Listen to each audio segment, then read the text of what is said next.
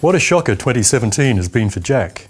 He's paranoid about what Glenda is up to, but is soon distracted by the inquest into Ronnie and Roxy's deaths. Reeling from the outcome, Jack returns home to find Glenda has treated and upset Amy in a way that tips him over the edge. Things aren't any cheerier at the Vic. Mick has a tense phone call with Linda when he learns the roof leak wasn't insured, while Babe's secret antics are exposed to all their cost. As Mick takes it out on Abby and then regrets it, Shirley and Johnny confront Babe, who desperately tries to make amends, but this time she's gone too far. Shaquille's being victimised at school, and unwilling to open up to Carmel, he goes to have it out with Bex, who's upset when their conversation turns sour. He struggles to deal with the school gossips, while Louise orders Bex to stay away from him.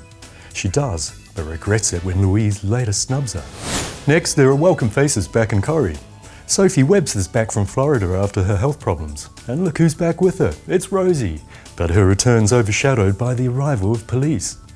Sophie and Rosie are searched for drugs under suspicion they've acted as mules, and although they're released by the police, their worries aren't over. They decide to bury the drugs at Tim's allotment, but it won't be the last we hear of them. Leanne discovers that Nick was planning to propose to her, while Peter confesses to Ken and Adam that he's been seeing Toya. When Peter picks up Chloe again, will he resist her?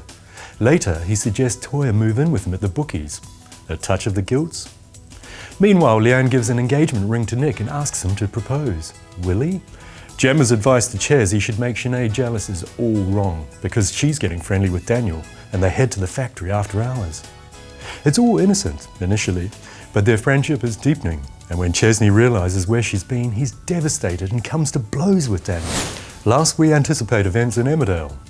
There's a mystery afoot, as Kane worries that Joni may have left instructions about Kylie's care with a family member, and soon a stranger shows up.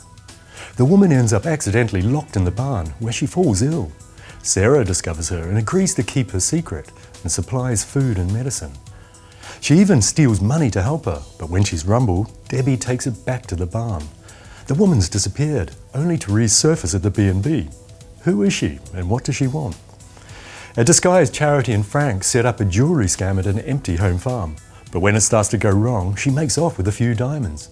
They're lit up by the excitement and kiss, but Frank soon finds out what she's really like. Meanwhile, Chrissy quizzes her about how she paid for Sarah's treatment, and she confesses she stole the cash.